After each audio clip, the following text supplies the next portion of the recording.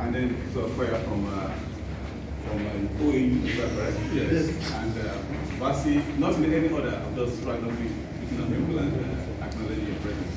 And Professor Oluwafe, and the HOD, lecturers and students of the Department of Physics, thank you very much for the invitation to join me today. I'd just like to give you a brief history of the reason why we are here from physics. And after this talk, I'll be giving another one to speak specifically about my own research work and thoughts, which has some tangency with mathematics. Not so much, but at least some mathematics that's of interest to me and perhaps to other people here. So, a couple of years ago, myself and Professor Basi and Dr. Liego met, and we decided that there's been a drift in the way things used to be. And you recall how things used to be, and we've been trying to recreate it. So I'm going to speak a bit about that. But first, I want to acknowledge my contact with Professor Okagweri. This is he's been my teacher for close proximity and from distance.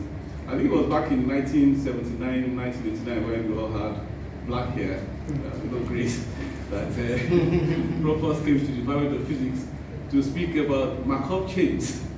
It was something in probability. I had no idea what Markov chains meant at that time, and I still don't know. So, and that's why I keep coming back here to try and learn more mathematics, because there's no end to learning, and particularly for mathematics, it's a very beautiful subject. There's no end. It's a continuous process to final things. So I'm happy to be here, and I'm going to use old technology because all my other devices failed. So I want to also bear in mind that, don't ever forget old technologies, because new technologies can disappoint you quite readily. But these ones, they don't. Right, so we're happy to be here, myself and Professor Iwangi, a colleague from physics, and it's an honor and a privilege for us to stand before you and talk to you. It's always with trepidation when physicists come to talk with mathematicians, because we say one thing and then the mathematicians say 100 and we're confused and we go back to and say, why did we come here in the first place?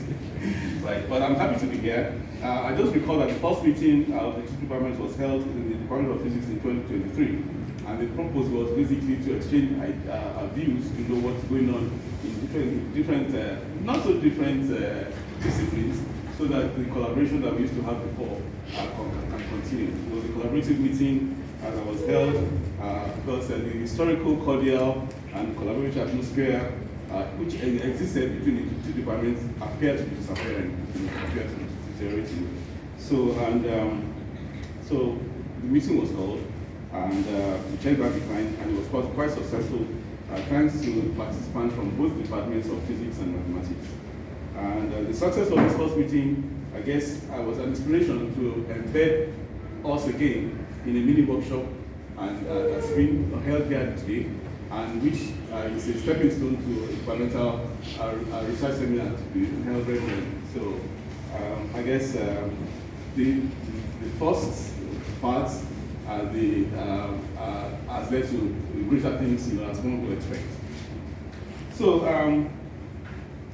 the first meeting, as I said, showed us where we could collaborate and where the differences and things that we need to learn to improve, on this relationship.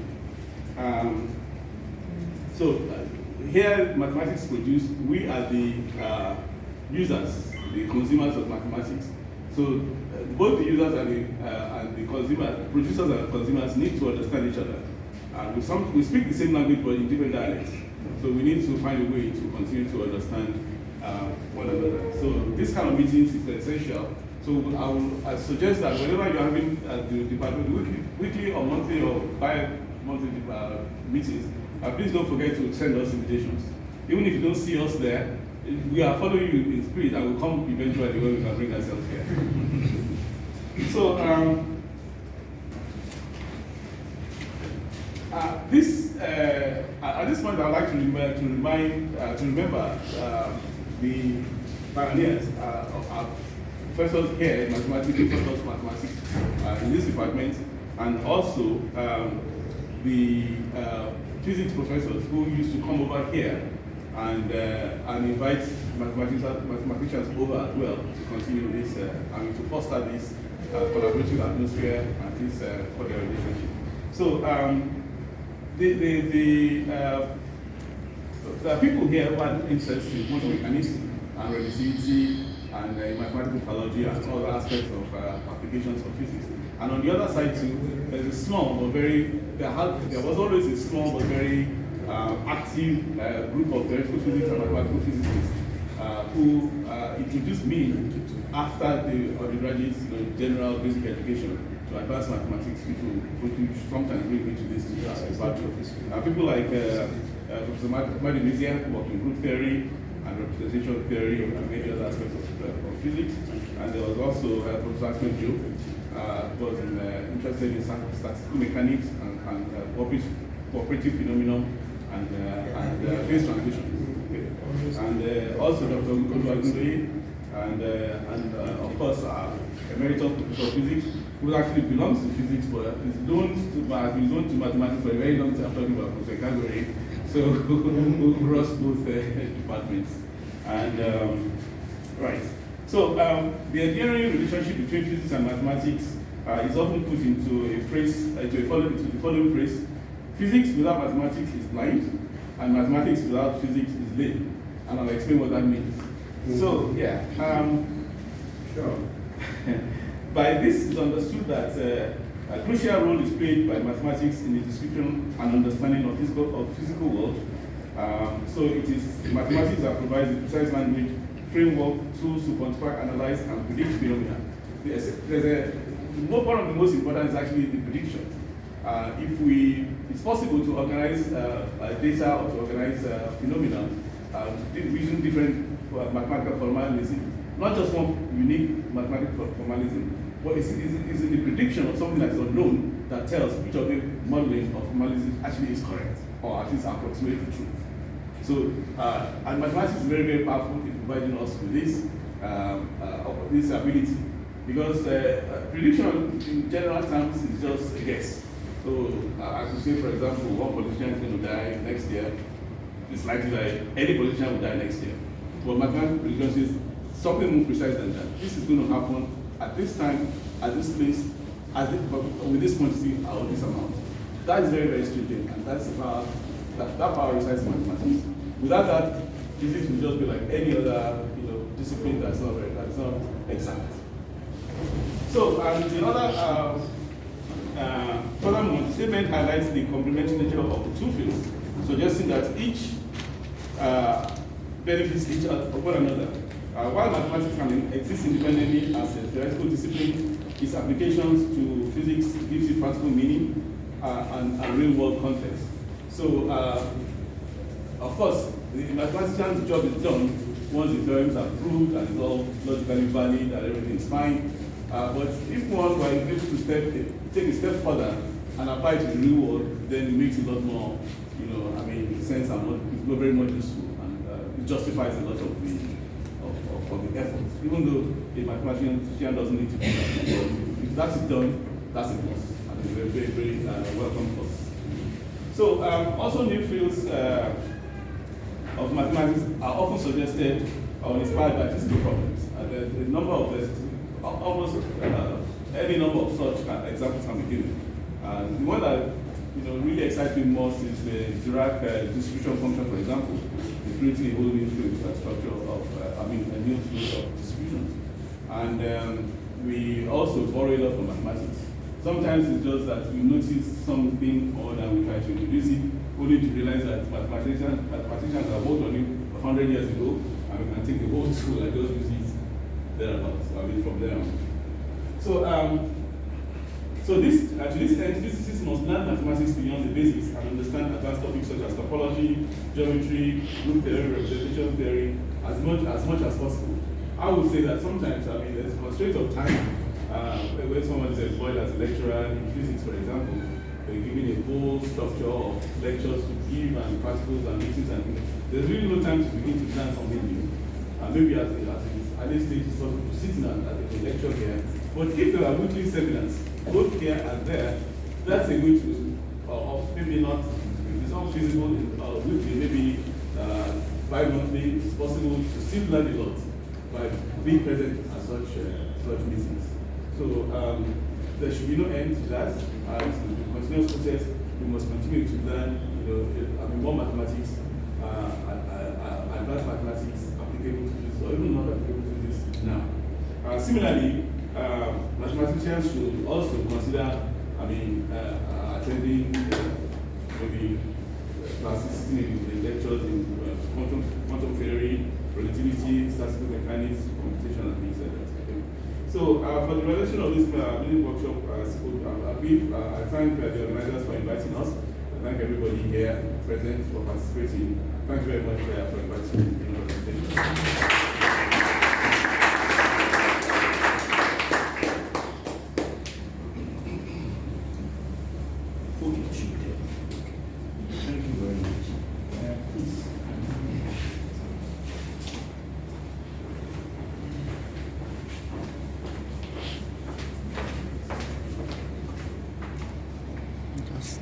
Good afternoon, everybody.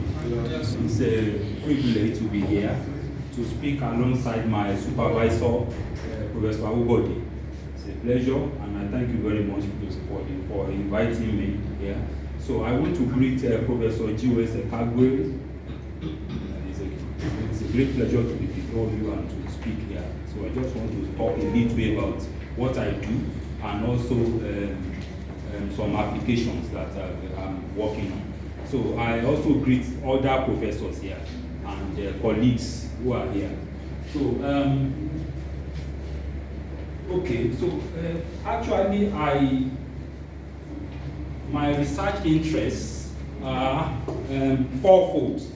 So I work on statistical physics of disordered systems, disordered and complex systems. Then I also work on quantum theory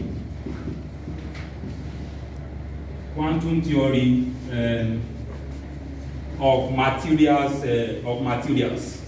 That's in materials physics. Then I also work on mathematical physics. So in this case, I'm more interested in differential equations, deterministic and stochastic differential equations for modeling systems. So, and finally, I'm also interested in QFT and its applications, and applications to particle physics. In particular, the standard model of particle physics, and also beyond the standard model. So here, basically, what I want to do is to calculate the average values of physical quantities. So given a system that is described,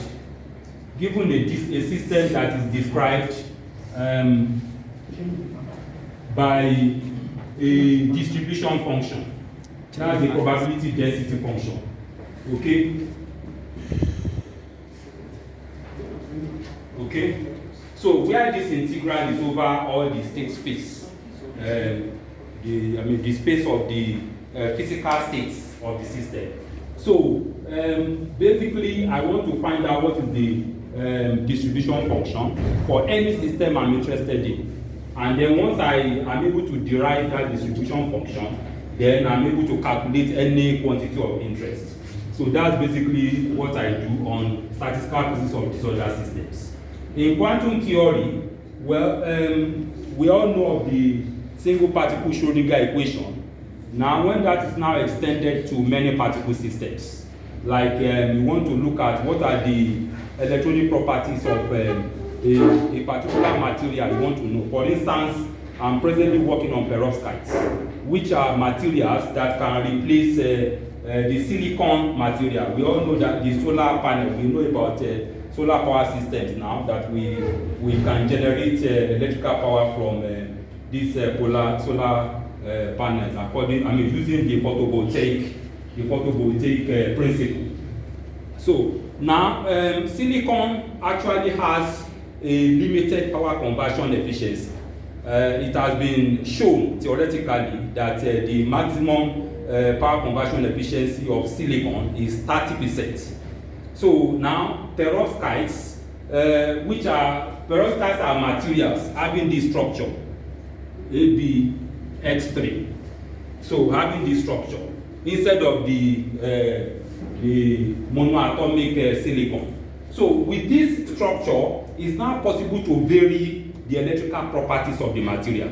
That's why perovskites are really very attractive for research, because we want to vary these components in such a way that the electronic properties and the optical properties are optimal. So once we achieve that, then we can replace. Well, presently, a lot of work has been done in that aspect. I will talk briefly on my own work. But there is intense research in the scientific community, especially materials science community, on these structures. So, and so far, people have achieved power conversion efficiencies greater than that of silicon, and with a potential to actually even go higher, up to 40%, or even more than that. It has that potential. The only problem is that so far, sufficient stability of the structures, because it's one thing to have the structure, to know its up to electronic properties. It's another thing to actually be able to synthesize that structure in the laboratory and to actually produce that structure. So currently, there are problems of stability, that because the structure degrades with time so far. What they are but recently, there was the announcement that they have actually achieved reasonable stability of the structures, but people are still looking into that. But that's what I do. So here in this case, it's no longer the single particle Schrödinger equation that is taught, because here we are interested in the properties, the electronic properties of the material, which has to do with the composition of the material in terms of atoms. Okay, so it's actually a quantum theory problem. So, and in this case, the multi-particle quantum theory is used instead, the many-particle quantum theory. So now, if you have, in this case, this is the marker.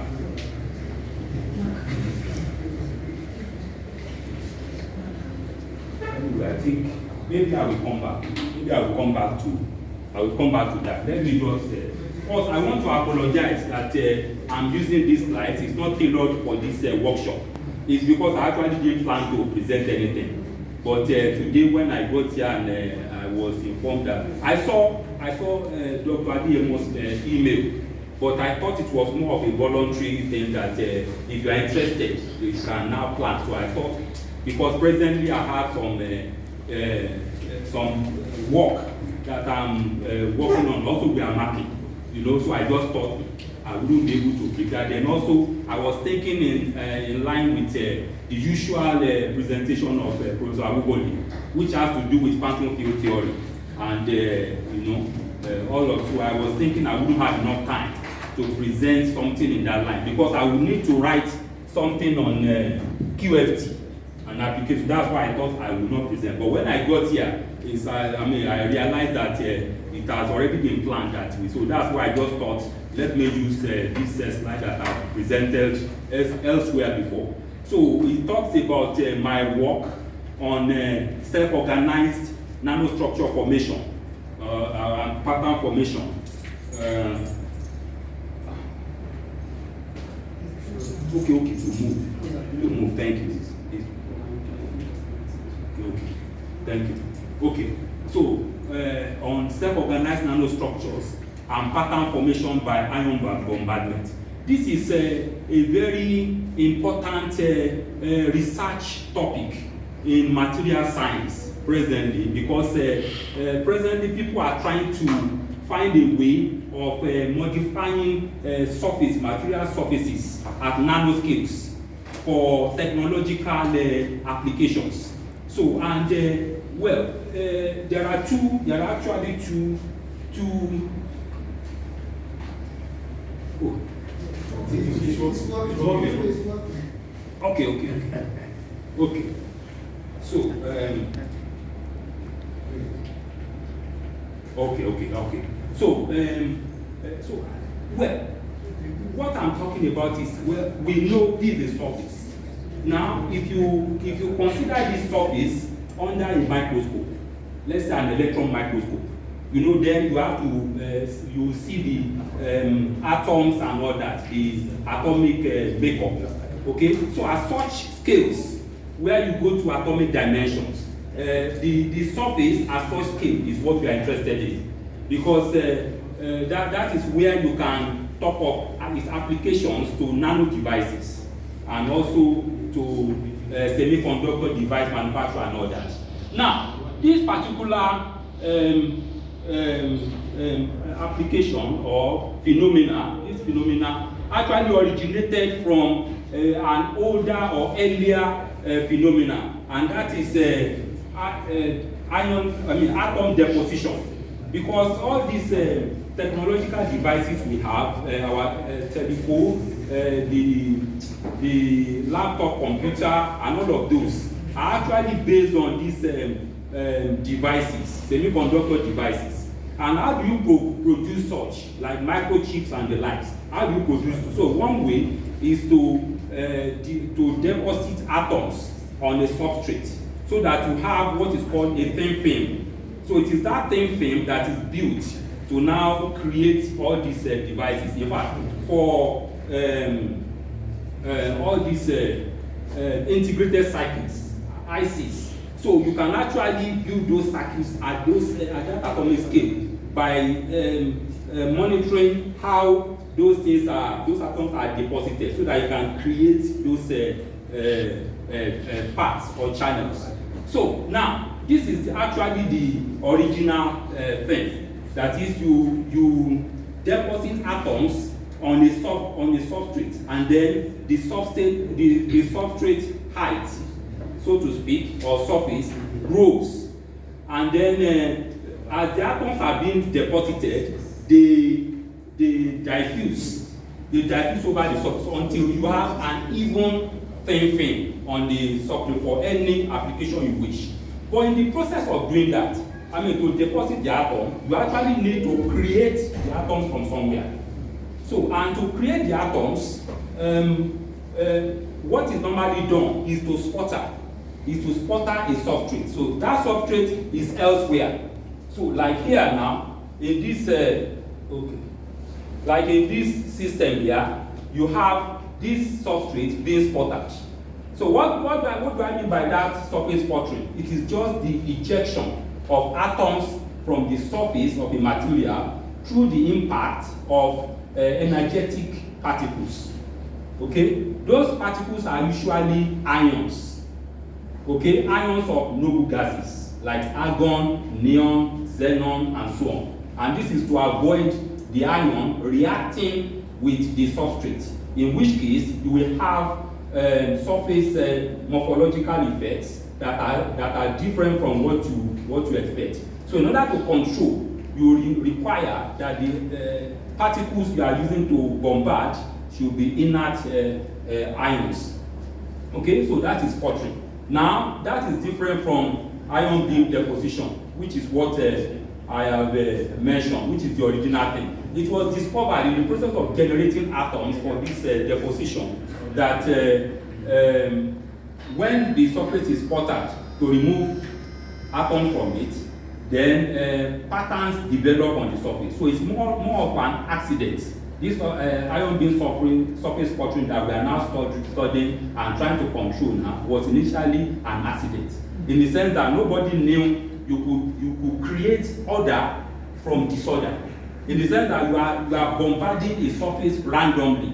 You are said to raster the surface with those beams. And in the period of bombarding randomly, all you want is just that the substrate atoms should have enough energy to overcome the binding energy and then to be ejected. So that when they are ejected, they are now deposited in what you actually need.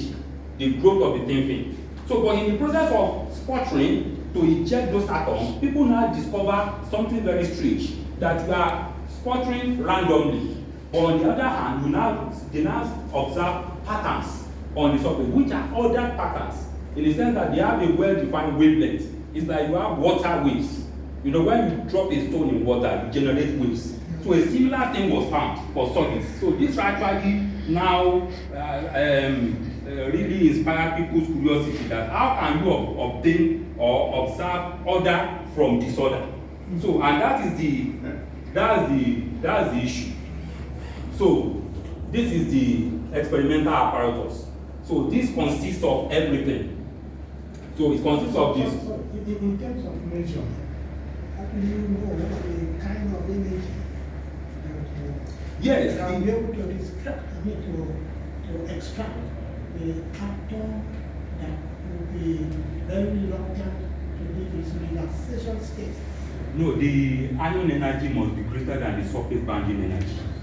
So, and the surface binding energy varies.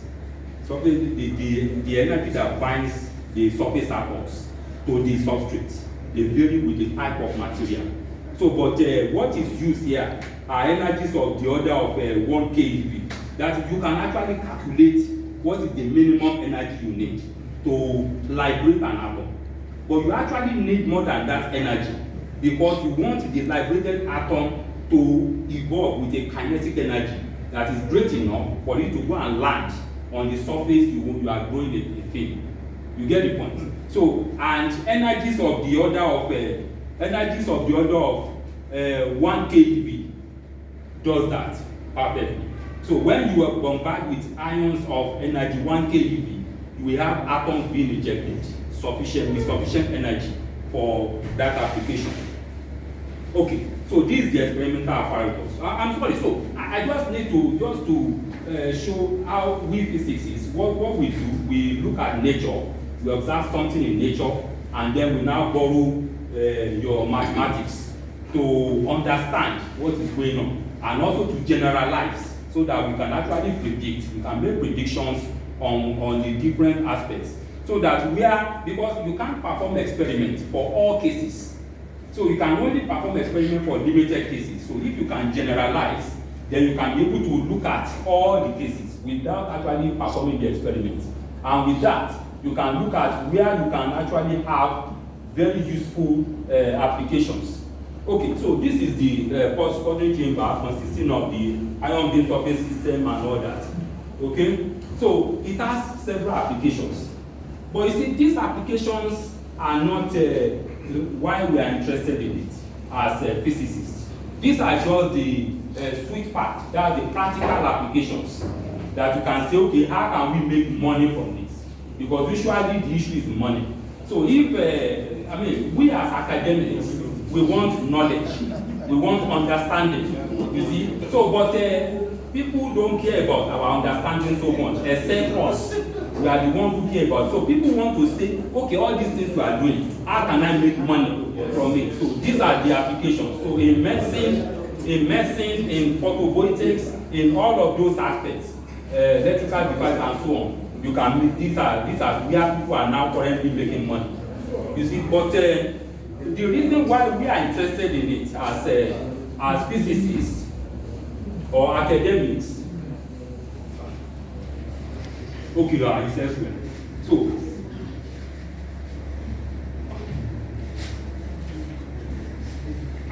So these are the major reasons. One, we want to understand the phenomenon of that self-organization, because it's not only that you find order from disorder. That is one thing that's interesting enough. But another thing is that these structures, these ordered structures you obtain, actually self-organize.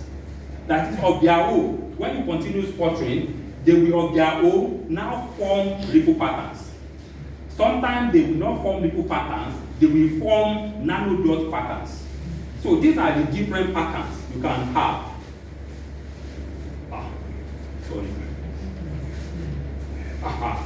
So, starting from a rough surface, you have a rough substrate, just a natural surface, and you start to sputter. you may end up with ripple patterns. So here you have ripples. The ripples are oriented. And the extent of the order you obtain is such that these ripple patterns also have different orientation. If you vary the angle of incidence, for some angle of incidence, we have ripple patterns oriented this way. When you reduce the angle of incidence, the ripple patterns will become rotated. So they are rotated. So this kind of serious order is one, and the self-organization is one of the reasons why we are on, because till now, nobody really has a very clear understanding of the self-organization. Attempts have been made to explain it, and a lot is understood. Actually, a lot is understood about the self-organization, but the complete understanding is still unclear. I mean, it's still unknown. Now, also, it is important as a future tool for producing nanostructures in nanotechnology. When the control of these structures has not been fully attained, so that when the control is fully attained, then the application can now come in. We can now, because so far now, the applications are sort of noisy. You can have the nanostructures being very well, but under certain experimental conditions or certain conditions, maybe when you now bring in temperature, or when you talk of metals as opposed to non-metals, because mostly people study it as amorphous surfaces. Amorphous in the sense that as you bombard with the atoms, the energy of those atoms actually amorphize. They actually amorphize, that is, they make the surface disordered. Okay? Because you know those atoms, surface atoms now become highly energized, so that they are just going about, so they become disordered. So as a result of that, the theory is mostly on amorphization of the surface. But for metals, it also occurs that when you sputter, the crystalline structure is still maintained. And you have, so for metals, it's a different thing. So for that reason, a lot is still unknown, even though great success has been achieved. Now, also, the sputter surface is never in equilibrium. So IBSS, once understood, can actually impact non-equilibrium statistical physics, which is still actively under development. Still being developed. Equilibrium statistics is well understood because we now teach it, is now teaching material. But non-equilibrium statistics, while we have very good frameworks for understanding non-equilibrium processes, but it is still open to development. So these are the academic interests, this issue. So, well, a lot of, so let me just keep all of this for this introductory, just to introduce us to. So these are the possible profiles that we can have. This is the ripple profile. This is a dot profile where you have quantum dots on the surface. Quantum dots are very important structures for technology application. So this is another profile you can have, cones. The profile of, you have cones developing instead of ripples or dots. Then you have here holes instead of dots, which are actually protrusions. Okay, you have holes, which are depressions. So according, so the opposite of this. So why do we have this variety of structures? I mean, the same material can exhibit these different varieties. Okay, so these are things that a lot is understood, but a lot is still under research. So that's that. Okay. Okay. So. Okay. All right. So now. So these are the two broad areas, I mean, of theoretical physics study of IBSS. So these are two of my research interests. So one is mathematical physics, as I've said.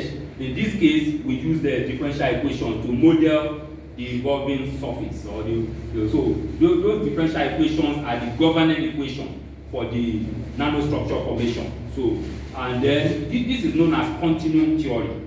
Then the other method is statistical physics. This is known as discrete theory. Okay, discrete in the sense that for the statistical physics theory, you measure the surface as a lattice, as a square lattice, where the points on the lattice are actually the surface atoms. So whereas for mathematical physics, you model the surface. The surface is not a discrete surface. In the case of statistical physics, the surface is discrete because you have those lattice points. You can assume the surface atoms to be centrally located at the middle of the lattice points. Okay. Whereas for the continuum theory, the surface is actually a continuous function. It's a continuous function of space and time. Okay, so that it is governed by a differential equation. All right. Now, I think I should just quickly move on. Okay. So, so I've talked about that. Now, the continuum theory is based on this energy distribution function. That the energy of the energy at a point R prime, due to the impact of an ion, is given by this. So with this energy distribution, then the erosion velocity is given by this. Is the definition of the erosion velocity is the variation in the height profile with time. Okay, and this is given by this integral, which involves the energy distribution and then the flux. Okay, so it's a relevant fraction of the ion flux. So where this is a proportionality constant. So with this equation is derived. So this is the starting point of all continuum theories. Now there are different continuum theories, of course, and this is depending on which aspects we're interested in. For short-term sputtering, that is when you just sputter for a short time. Okay, this is what is known as the Bradley-Harper theory.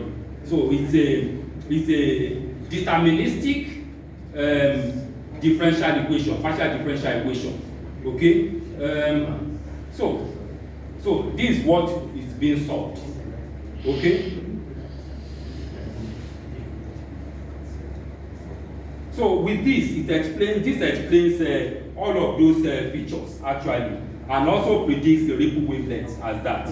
Now, another theory is the Coelho-Barabasi model, which, because the Bradley-Harper model fails when you continue to sputter after some time. That's because with time, you now have those ripple patterns being destroyed. That is, you have order initially, and then disorder is now very strong. So that's when we say non-linearities are important. And how do you represent, how do you model, I mean, what gives you an idea of the increasing non-linearity? That is the surface slope. So these surface slopes here, dh dt, you can see, I mean dh dx rather, is a surface slope. So as the slope increases, then these factors become very strong.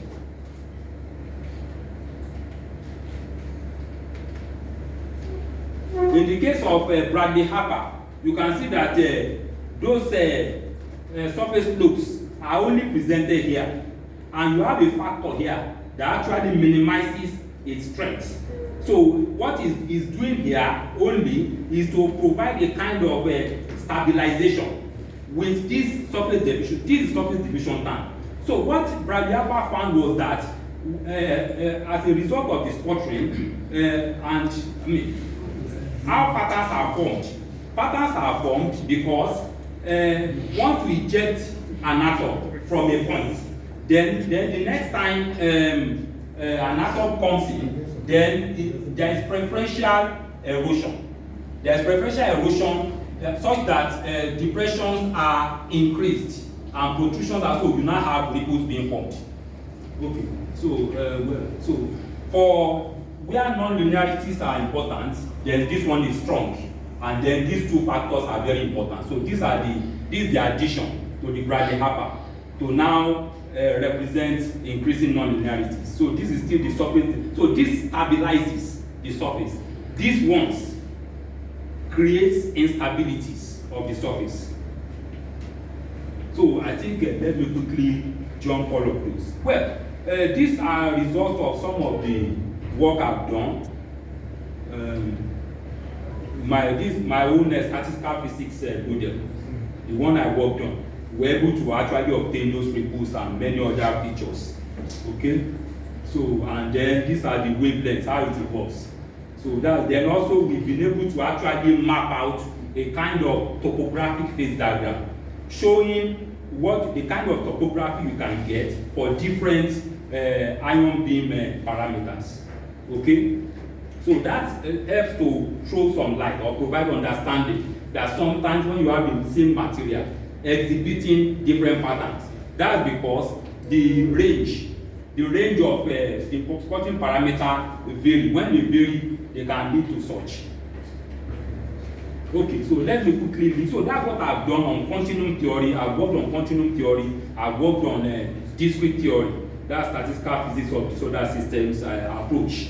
Now, there are a lot of work has been done since then. So, but what I now want to do is to quickly go to the energy problem. Well, we know there is an energy crisis where we need more energy, especially renewable energy. So there is the need for those materials that are actually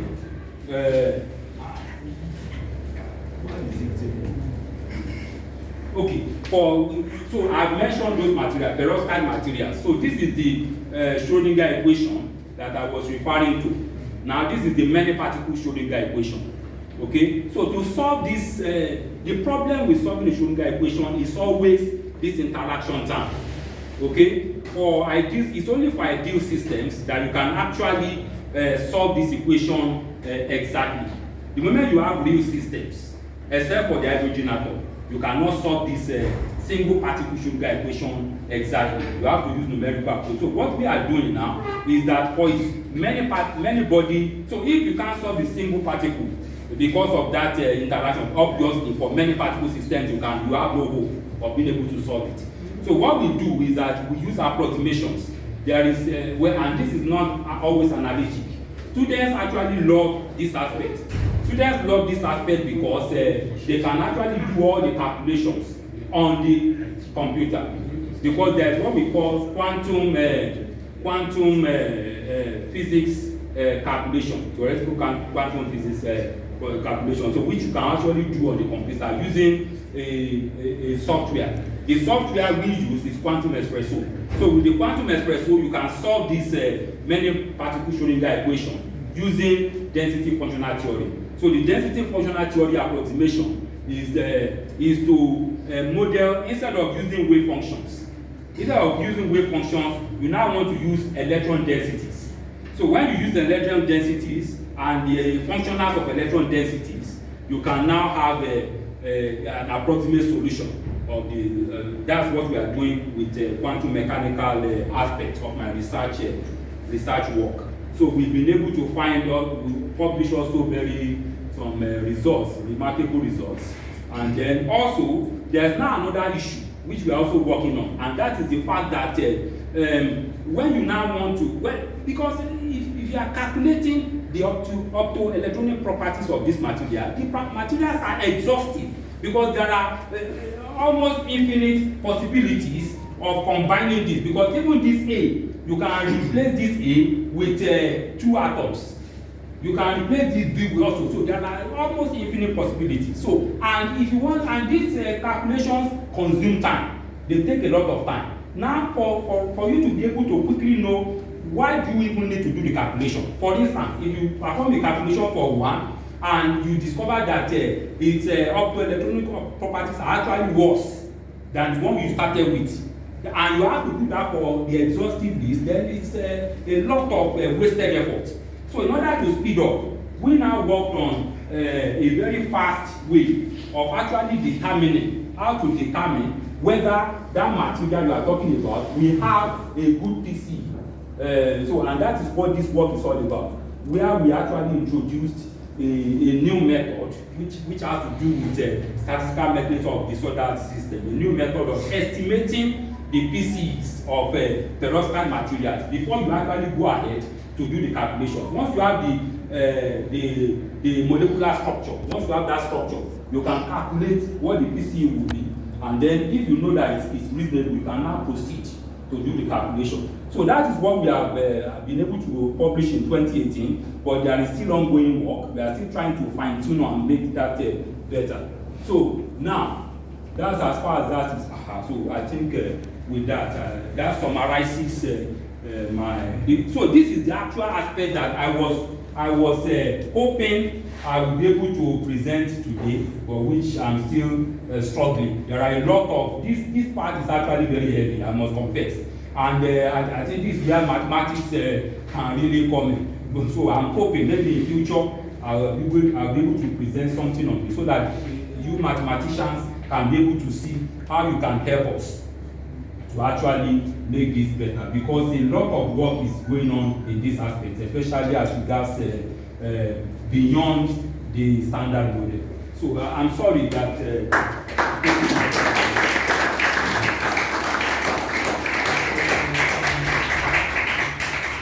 Thank you so much for this wonderful presentation. So we will leave a comment for now because of Professor Calgary, because of everyone we have. So now we'll see you back to sir, even to the department. So we'll move straight into the next session now.